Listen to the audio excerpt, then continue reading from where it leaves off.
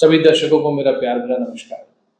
दोस्तों, आशा करते हैं आप लोग कुशल होंगे और स्वस्थ होंगे। आज का विषय है हमारा दांतों के बीच में जो गैप होते हैं उनको हम किन किन तरीकों से बंद कर सकते हैं। देखिए दोस्तों, दांतों में गैप सबसे पहले बनते क्यों हैं? गैप इस वजह से बनते हैं, चाहे वो कहीं पर भी हो, जब हमारे पास अवेलेबल स्पेस ज़्यादा होती है और उसको भरने के लिए हमारे पास जो रिक्वायर्ड रिसोर्सेज होते हैं वो कम होते हैं। तो क्योंकि अवेलेबल स्पेस में सारी चीज़ें फिट करके नहीं बिठाई पा रही हैं, तो वहाँ पे कोई ना कोई झिर्री या कोई ना कोई दरार या कोई ना कोई गैप हमारा बना रह जाता है। इसी प्रकार से जो हमारी आनुवांशिक संरचना होती है, जिसमें कि जेनेटिक्स, डीएनए आपने सुना ही होगा, उसके माध्यम से जबड़े का साइज और दांतों का साइज डिसाइड होता है।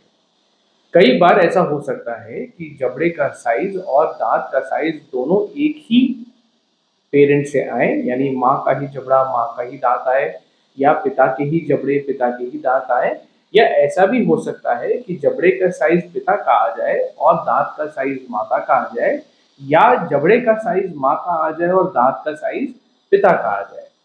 तो अगर ये साइज हमारा ज़्यादा मैच करेगा तो क्राउडिंग की प्रॉब्लम हो जाएगी, जहाँ पे दांत जो है उनके लिए जगह ही कम है, तो वो आड़े तिरछे बन रहे हैं।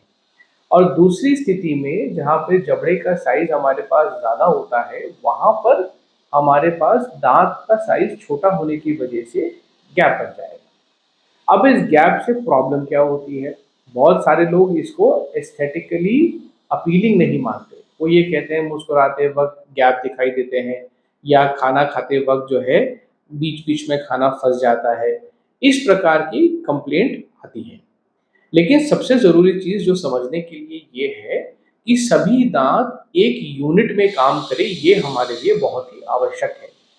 अगर दांतों में गैप आ जाएंगे, जो कि दांत निकलवाने की वजह से भी बन सकते हैं, तो दांत अपनी फोर्स को बगल वाले दांत को ट्रांसफर नहीं कर पाएगा, और ऐसी स्थिति में उस दांत के ऊपर स्ट्रेस कॉन्सेंट्रेशन हो जाएगा, या फिर जो वजन उठाने की हमारी एबिलिटी है वो पर दांत घट जाएगी। ऐसे में सभी दांतों को साथ लाना ज़रूरी है, ताकि वो एक यूनिट की तरीके से काम कर सकें और वज़न अच्छी तरीके से उठा सकें और लंबे समय तक दांत हमारे अच्छे से चल सकें।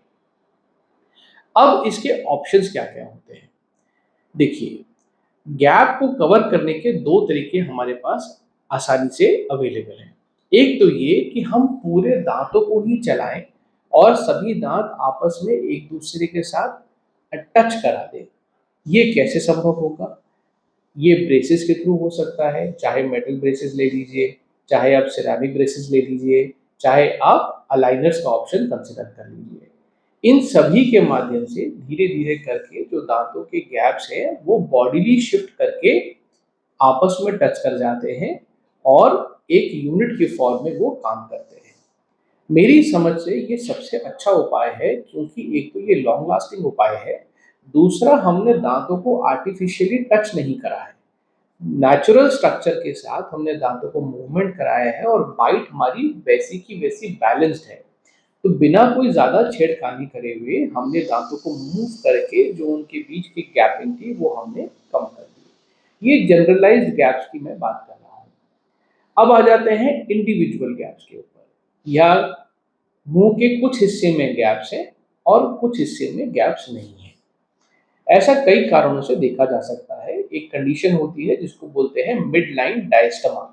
मिड लाइन का मतलब क्या होता है कि जो हमारा फेस है उसके बीचों बीच में से जो लाइन निकलती है उसको मिड लाइन कहा जाता है। और जो सेंट्रल इंसाइजर्स होते हैं, माने सामने के जो फ्रंट के जो दांत होते हैं, ये आपस में अगर ठीक से ना मिले हुए हों तो एक झिर्री बराबर गैप इसमें हमेशा दिखाई देता है, जिसको कि आमतौर पर लोग खिड़की के नाम से जानते हैं, कि दांतों में खिड़की बन गई है। इन करेक्शंस को करना जो है वो कंपैरेटिवली आसान है। कॉम्पोजिट कॉम्पोजिट रेस्टोरेशंस होती हैं, लेजर रेस्टोरेशंस होती हैं, जो दांत का ही शेड लेके थोड़ा सा दांत हम बाईं तरफ से बनाते हैं, थोड़ा सा दांत हम दाईं तरफ से बनाते हैं, और जितनी स्पेस होती है उसको इक्वली बांट दिया जाता है, और फिर दोनों तरफ से लेजर के माध्यम से एक फिलिंग कर देते हैं, ताकि वो जगह हमको दिखाई ना दे, गायब हो जाए और आपका जो दांत है वो पहले की तरह अच्छा दिखाई देने लगे, वो गैप जो है वो बंद हो जाए। दूसरा ऑप्शन क्या है कि अगर मान लीजिए गैप एक से अधिक दांतों के बीच में है, जैसे मान लीजिए आगे के 4 दांतों में गैप है या 6 दांतों में गैप है, तो क्विक फिक्स जिसको बोलते हैं कि तुरंत प्रभाव से अगर आपको वो गैप बंद करने हो, तो 2 रास्ते आपके पास यहाँ पर होते हैं। एक होता है डेंटल विनियर। डेंटल विनियर थोड़ा-सा महँगा इलाज होता है क्योंकि ये बहुत ही बारीक काम होता है। विनियर को आप एक प्रकार का पर्दा समझ लीजिए। जैसे मान लीजिए खिड़की आपके पीछे बनी हुई है और आपने कपड़े के पर्दे से उसको ढक दिया, तो पीछे की खिड़की अब आपको दिखाई नहीं देगी। इसी तरीके से डेंटल विनियर में क्या होता है कि जो दाँत की ऊपरी सतह होती है, उसको छील दिया जाता है और उसके ऊपर एक ईमैक्स नाम का पदार्थ होता है, लिथियम डाइसिलिकेट, ईमैक्स एक कंपनी है, लिथियम डाइसिलिकेट करके एक प्रोडक्ट होता है जो कि उसके ऊपर एक प्रॉपर बॉन्ड कर दिया जाता है। और जब उसको बनाया जाता है तो उस स्पेस का ध्यान रखा जाता है कि जो हमें कवर करनी है। ये विनियर जो है देखने में बहुत ही सुंदर होते हैं और जो दांत होता है वो बहुत ज़्यादा डैमेज नहीं होता, सिर्फ ऊपर-ऊपर की स्ट्रक्चर को हम हल्का-हल्का छीलते हैं और उसके बाद ये विनियर उसके ऊपर लगाए जा सकते हैं। थोड़े से महँगे ज़रूर होते हैं पर बहुत खूबसूरत होते हैं देखने में, किसी को मालूम नहीं चलता। और इसके अलावा ऑप्शन होते हैं क्राउन्स एंड ब्रिजेस का। जैसे मान लीजिए आपके पास जगह थोड़ी ज़्यादा है, तो फिर वहाँ पर हम क्राउन्स लगा सकते हैं। ज़रकोनिया के क्राउन्स लगा सकते हैं, लेयर्ड ज़रकोनिया के क्राउन्स लगा सकते हैं, ईमैक्स क्राउन्स लगा सकते हैं। ये सारे क्राउन्स उन जगहों को भरने के लिए अंदर तक पूरा एक स्ट्रक्चर बना देते हैं, पूरा खोल बना देते हैं 3D में। और 3D की भरने की वजह से वहाँ पे वो जो जगह है वो गायब हो जाती है।